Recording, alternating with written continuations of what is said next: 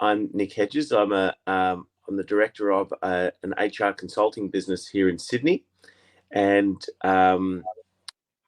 my question is actually completely related to what you were just asking, actually, Ari.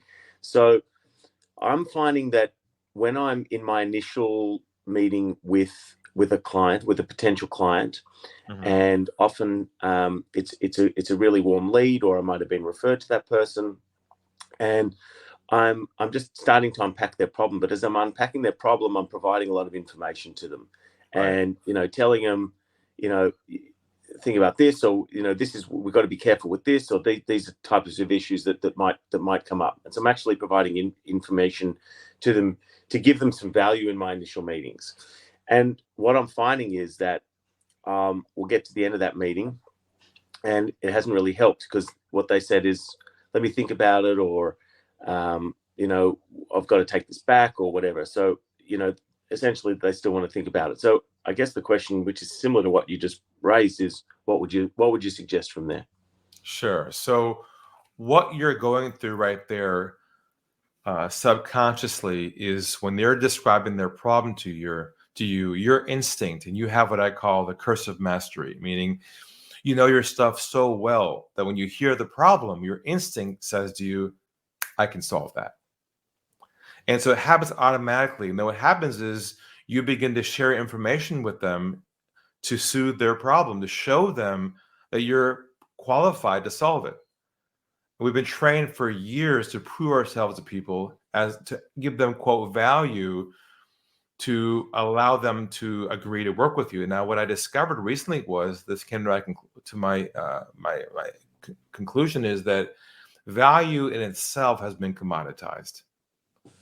What I mean by that is, people can find information and solutions anywhere they want now, online, from other experts. So attempting to educate them on how to solve their problem in that first meeting in itself does not contain any trust building.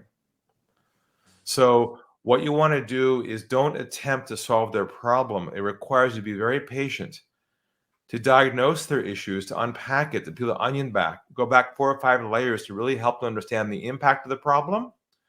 How urgent is it? And do they want to solve it?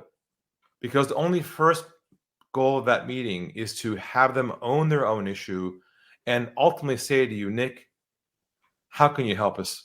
We're serious about this. How do we get this thing going?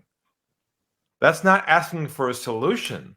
It's asking you for, how do we get started to solve the problem? It's a very slight distinction there. And what they want is to feel comfortable getting started, not how you solve their problem so quickly. And that's the switch right there. Once you get that in your mind, and they see that roadmap in front of them, how to work with you, then they get on board and they're a client from them without giving any, quote, value for free up front. So what you're saying is, continue just to ask those questions that delve deeper into the issue, rather than go into any solution mode. So tell me more about that. Tell me more about that. How long's it been going on? What's the impact? Blah, blah, blah. If you start to provide them solution-oriented information before you go below the iceberg and unravel all the depth behind their real issues, then you've cut off the ability to build trust with them, because they're judging you based on how you're handling them. If you're talking, because here's the thing, providing information to someone in your first meeting can be perceived as persuasion, because you may have a hidden agenda behind giving them information to get the sale. So that's why, if you remove that piece of the puzzle, things will look better. So thank you so much, Nick, for coming on board today. Thanks, Ari.